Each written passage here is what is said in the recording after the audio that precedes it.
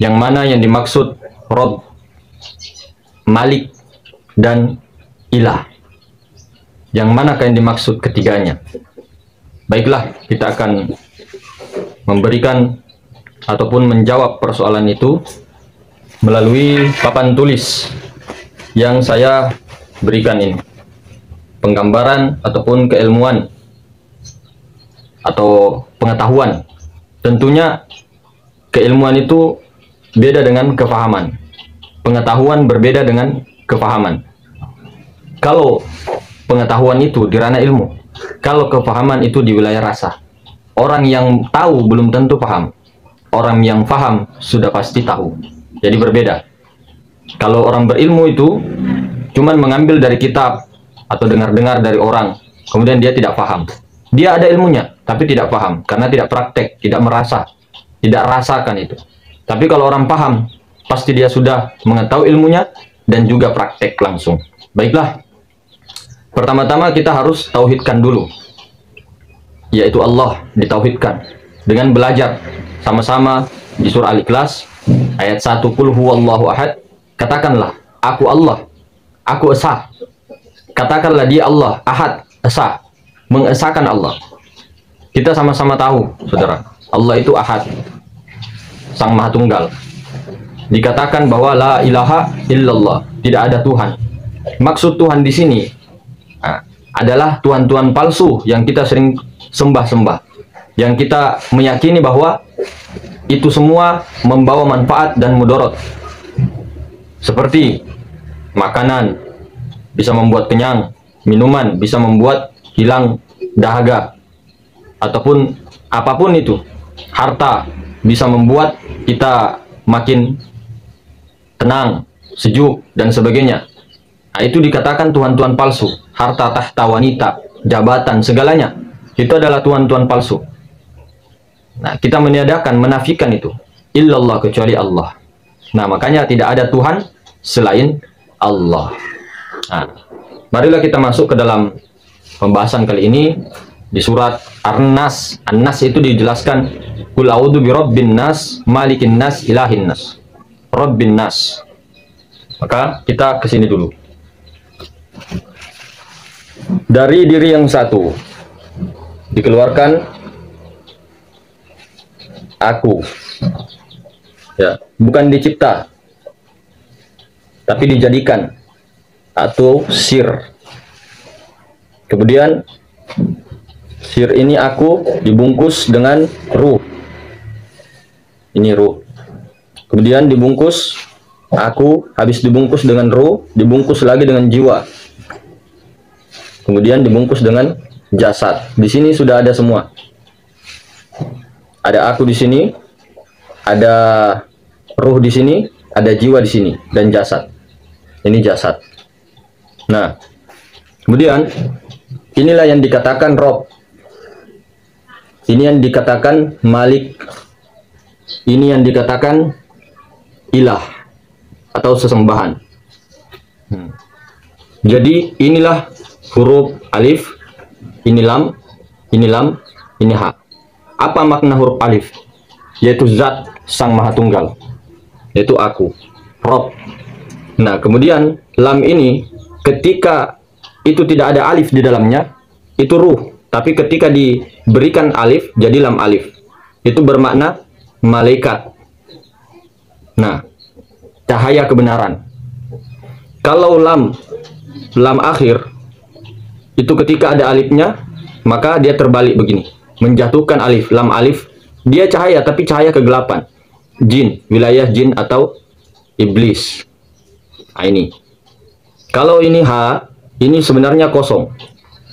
Kosong itu bermakna alam semesta yang fana ini. Itu artinya kosong. Tapi ketika ada alifnya, maka disitulah zat. Nah, maka jangan menyembah ilah, jangan menyembah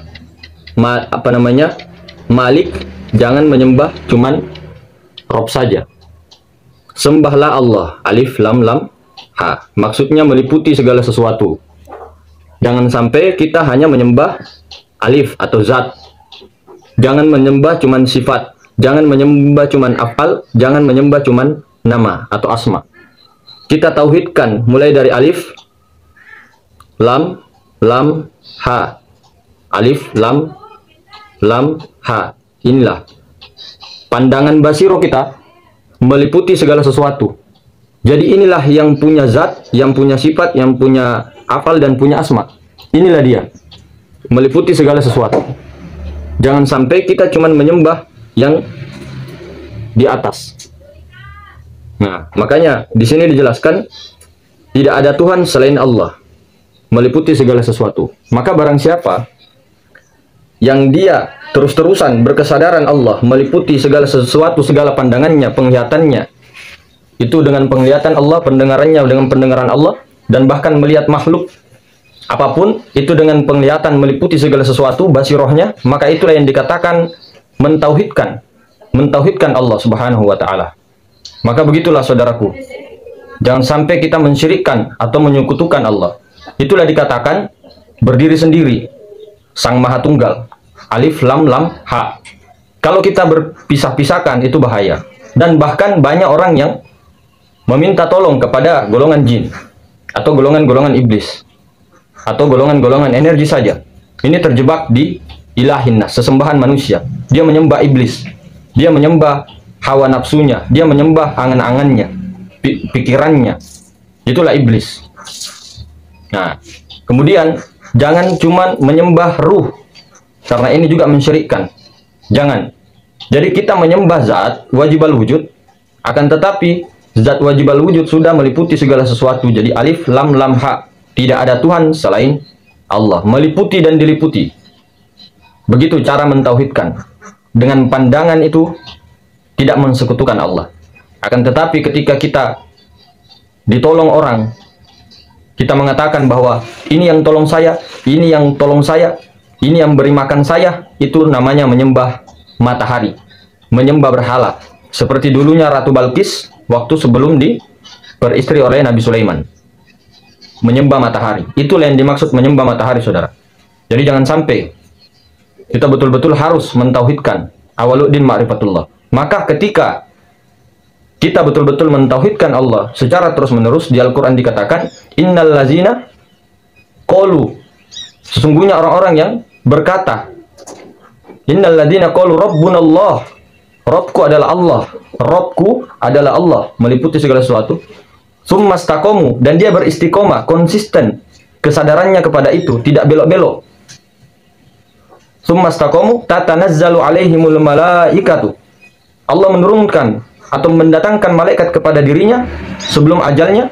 Ketika ajalnya mau dijemput, tatanazzalu alaihimul malaikatu alla takhafu wa la tahzanu, dan berkata, hei, jangan bersedih, jangan takut dan jangan bersedih. Salamun alaik.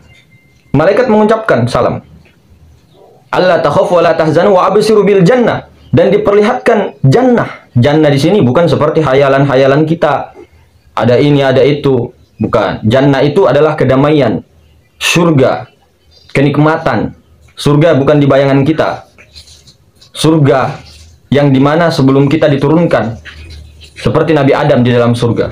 Bukan surga-surga yang ingatan akal kita, bukan. Nah, diperlihatkan surga tempatnya. Nah, kemudian lagi diperlihatkan tempat kembalinya. Surga yang sesungguhnya adalah kembali ke tempat asal, yaitu diri yang satu. Kembali kepada asal kejadian diri. Jadi kembali kepada diri yang satu.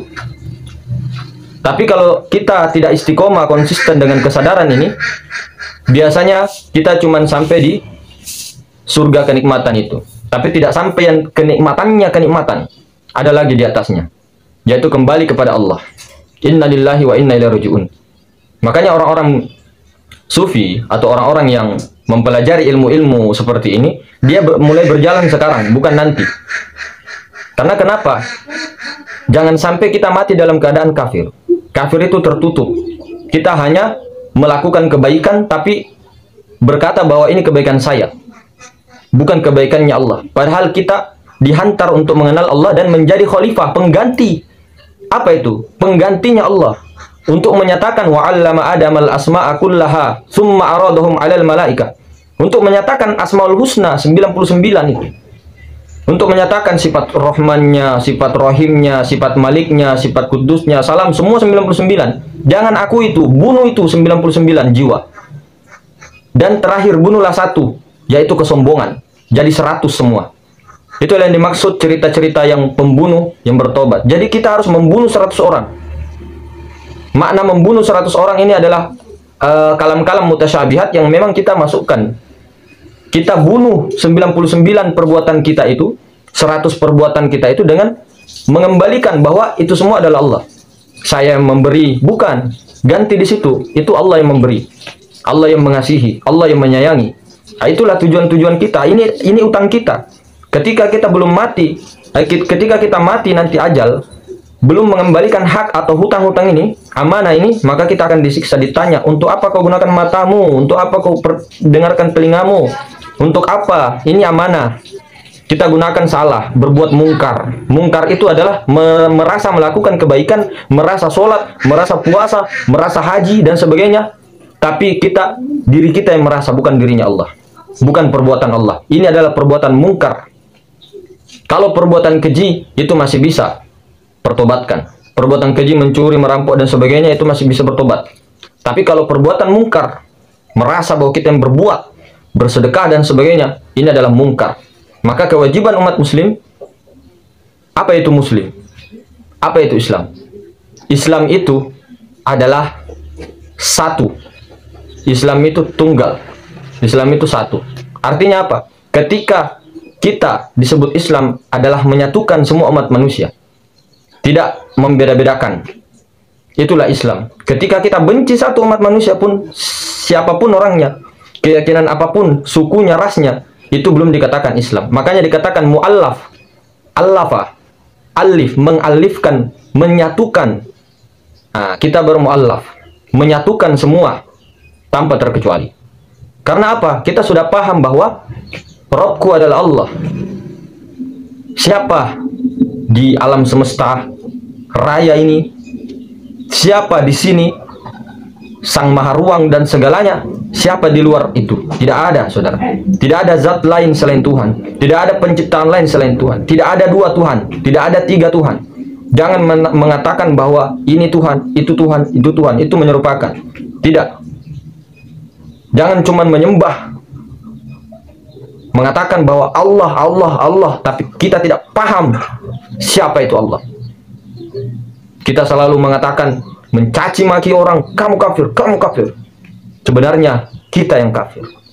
Maka tolong orang yang membaca ayat Al-Quran jangan ditelan mentah-mentah. Maka ketika ada di dalam Al-Quran ayat mutasyabihat mengatakan, wahai orang-orang beriman, bunuhlah orang kafir dimanapun kamu berada. Orang-orang yang tidak berakal sehat, dia pakai dalil ini untuk membunuh orang-orang di luar kepercayaannya. Disinilah akal-akal ulul albab, orang akal-akal yang sehat digunakan. Masa Tuhan mau membunuh? Masa Tuhan memerintahkan orang beriman membunuh? Maka kita salahnya sekarang, ketika baca wahai orang-orang beriman, kita merasa, oh saya ini, yang lain kafir. Ini pemahaman yang bodoh. Dan ketika ada ayat-ayat wahai orang-orang kafir, kita keluar, seharusnya ke sini bos. Kita ini loh yang kafir. Kita ini yang tertutup setiap hari merasa berbuat, merasa melihat. Itulah makna kafir. Jadi ketika kita membaca Al-Quran, jangan keluar ke dalam bos. Al-Quran itu dalil, penunjuk, tanda-tanda, dalil, petunjuk.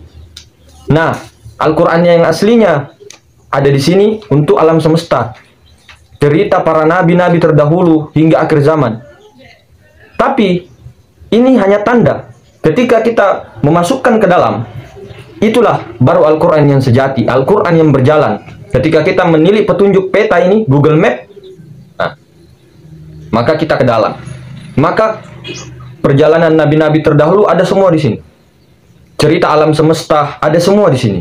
Dan Al-Quran ini sebagai surat cinta kepada hamba dan berlaku sepanjang masa sampai hari kiamat, tidak hanya di zaman itu.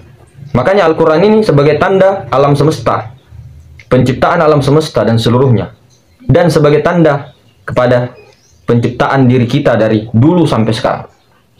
Makanya ketika membaca Al-Quran, tolong jangan keluar menjadikan dalil-dalil bagi orang-orang yang bodoh, memerangi orang-orang di luar daripada keyakinannya, membunuh. Dia salah menanggapi. Lihatlah ke dalam diri. Alif Lam Mim, Allah Muhammad, zalikal kitabul la raiba fi, inilah kitab tidak ada keraguan di dalamnya, kitab Al-Quranul Qadim sejak zaman Nabi Adam sampai sekarang. Oke, mungkin begitu saudaraku. Selebihnya mohon dimaafkan. Subhanakallahumma bihamdik, asyhadu an la ilaha illa anta, astaghfiruka wa atubu ilaik. Assalamualaikum warahmatullahi wabarakatuh.